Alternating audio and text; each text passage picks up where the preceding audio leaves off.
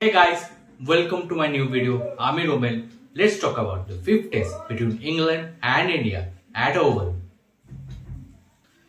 Well, last test match এখান থেকে শেষ হয়েছিল, তারপর এই টেস্ট ম্যাচে 2 থেকে 3 দিনের গ্যাপ ছিল, বাট ইন বিটুইন অনেক কন্ট্রোভার্সিস হয়েছে, লাইক পিচ ক্রিয়েটরেতে গৌতম গম্ভীরের একটা কাইন্ড অফ ভার্বাল এক্সচেঞ্জ, তারপর শুরু করে ওখান থেকে মিডিয়ার অনেক রকমের অনেকের মন্তব্য এসছে।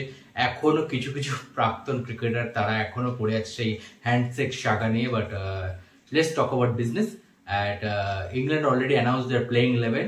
There are 4 changes, and the big news is Ben Stokes is missing. Yes, Ben Stokes got ruled out of this test match, which is a huge blow for England, not for us.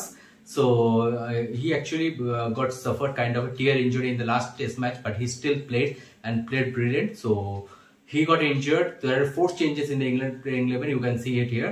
Like Jacob Bethel comes in as the left-arm spinner. And with the all-rounder kind of like Jacob Bethel, left-arm all-rounder Jacob Bethel, and then Gus Atkinson,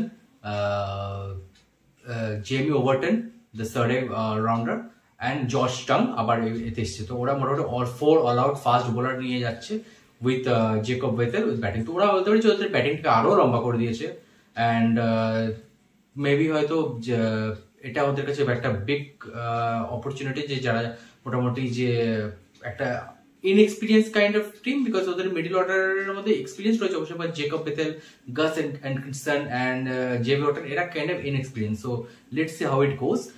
ইন্ডিয়ার তরফ থেকেও আমি কিছু changes expect করছি, যেটা কিনা একটা তো চেঞ্জেস, যেটা কিনা সব থেকে বড় চেঞ্জেস, যেটা হচ্ছে যে ঋষভ পান্ত নেই, তার জায়গায় ধ্রুব জুরেল একদম like for like replacement. Narayan জগদীশানও ইন্ডিয়া থেকে কাছে, but I don't see him playing because he is the reserve keeper here.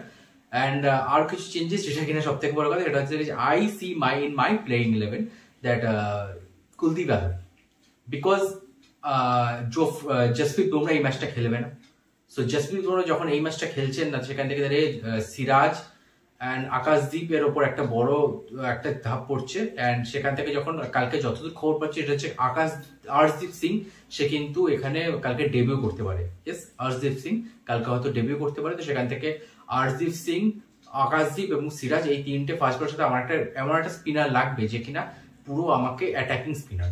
Washington Sundar is good spinner, but he is a allrounder. Jadeja is more of allrounder, but আমি একটা চাইছি যে 20 wickets আমাকে নিতে গেলে আমাকে একটা অ্যাটাকিং অপশন দিতে হবে, যেখানে কিনা আমার জসপ্রীত বুমরা নেই। সেখান থেকে দাঁড়িয়ে উই নিড কুলদীপ যাদব। তো আমি এটা মোটামুটি হেডিংলি থেকে বলে আসছিলাম যে কবে আসবে। সো লেটস সি, যদি এই ম্যাচটাতে আলটিমেটলি আসতে পারে তো খুব ভালো। How it goes. So this is the playing 11 for me. I think don't see much changes in here. Toss জিততে হবে, toss জেতাটা খুব important factor. So let's see how it goes. And ওভালের পিচ থেকে কি এক্সপেক্ট করো? Oval মোটামুটি usually Oval একটুখানি কাইন্ড অফ ব্যাটিং পাটাই হচ্ছে রিসেন্টলি, বাট যা পিচ যেরকম অবজার্ভ করছিলাম, কিছু পিকচার্স যেরকম এসেছিল, সেখান থেকে একটু গ্রিন টপ ওরা দিয়েছে, এবং যেহেতু দেখতে পারেন যে ওরা মোটামুটি অল অ্যাটাক যাচ্ছে এবং অল পেস অ্যাটাক যাচ্ছে। তো সেখান থেকে দাঁড়িয়ে আমার মনে হয় যে we are expecting they will gonna make it a little bit of spicy wicket. So let's see how it goes. So আমরা প্রত্যেকদিন এটা আপডেট দিতে থাকবো। So let's hope that India win this match and level this series up. এবার যদি অন্য কিছু খবরে আসে, সেখান থেকে হচ্ছে গতকাল ইন্ডিয়ান চ্যাম্পিয়ন্স এবং পাকিস্তানের মধ্যে একটা সেমিফাইনাল ছিল, যেটা কিনা ওয়ার্ল্ড লেজেন্ডস লিগ হয়েছিল। সেখান থেকে India opt out. Yes, India সেই ম্যাচটাকে ক্যান্সেল করেছে, এবং ইন্ডিয়া প্লেয়াররা জানিয়েছিল খেলবে না। গ্রুপ লিগের ম্যাচও সেম জিনিসই হয়েছিল, ইন্ডিয়ারা বলেছিল পাকিস্তানের সাথে আমরা খেলতে চাই না। তো এখানেও সেম, যখন সেমিফাইনালে দাঁড়িয়ে এই কথাটা হয়েছে, তো they opt out of this tournament. So Pakistan goes through the final. আরেকটা টেস্ট ম্যাচ যেটা কিনা আজকে হওয়ার কথা, সেটা হচ্ছে যে Australia champions and South Africa champions, যাদের মধ্যে যে কোনো যারা জিতবে তারা পাকিস্তানের সাথে ফাইনাল খেলবে। এটা হলো একটা নিউজ। এখান থেকে বলতে পারি যে সেপ্টেম্বর মাসের 14 তারিখ হচ্ছে ইন্ডিয়া এবং পাকিস্তানের শিডিউল্ড ওয়াইজ ইন্ডিয়া এবং পাকিস্তানের একটি এশিয়া কাপের ম্যাচ রয়েছে, যেটা দুবাইতে হয়েছে।